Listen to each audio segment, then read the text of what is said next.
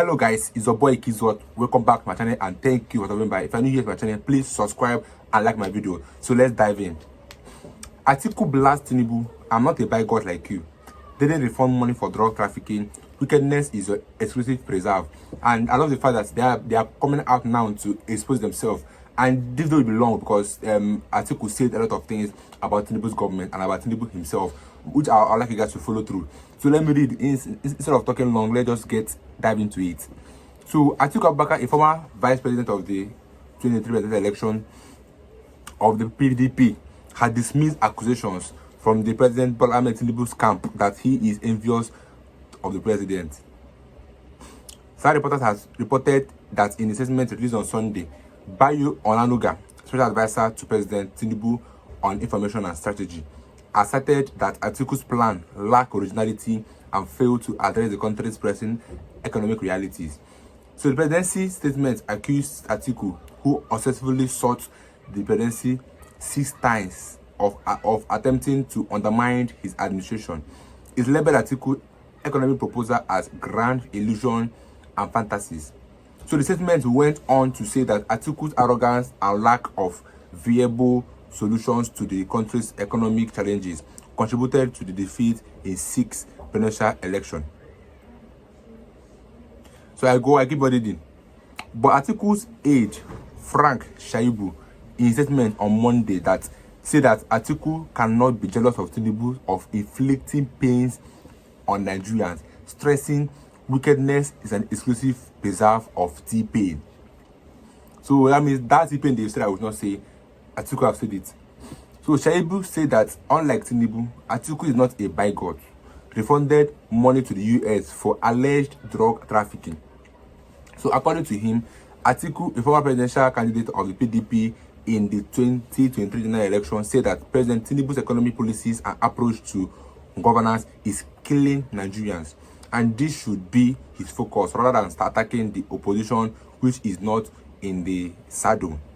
So Atiku said on July 8, 2024, Tinubu announced that import duty on essential goods like food would be lifted for 150 days, but over 120 days later, the policy is yet to take off, while Nigeria continues to die daily due to the increasing costs, including food inflation, which now exceeds 40%, the highest in decades. So the brazen disobedience to a government policy by Tinubu's appointees and the failure of the finance ministry to issue a gazette after over 4 months reflect the fatuousness, inanity, and the incompetence that characterizes the Tinubu administration. Sadly, rather than focus on governance, they are preoccupied with verbally assaulting their opponents, Atiku Abubakar and Peter Obi, while using compromised courts to foster crisis in the opposition. What a shame. He argued that Tinubu's admission performance in the last 18 months had made it clear to all Nigerians that he came into office unprepared. Hence, the many policy flip-flops that has so far characterized his tenure. So according to the former vice president, Tinubu was obviously unprepared for the office. He acts first and think of the consequences afterwards. This was why he announced an abrupt removal of petrol subsidy without any cushions. So after seeing the effect, he then hurriedly decided to push a CNG initiative, which even he and his ministers have not embraced, hence the refusal to use it. So the CNG initiative has so far failed to fully kick off because of a lack of gas infrastructure in most states. This result is that transport costs continue to soar along with the price of food. In his mid-expenditure framework, he projected the exchange rate at $700 per dollar in 2024 and $650 by 2025.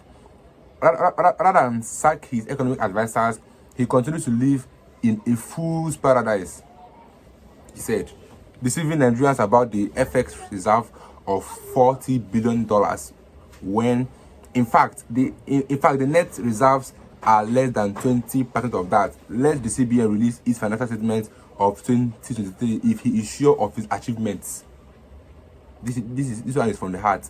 So Atiku described as unfortunate the announcement by the military authorities on the emergence of a new terrorist organization known as La Kurawa in the north amid existing Boko Haram, ISWAP, bandits, and other terror groups in the country. That means that there are more groups coming up apart from bandits, Boko Haram, ISWAP. There are more terrorist groups, and this one is named La Kurawa. Is a new terrorist group in the north.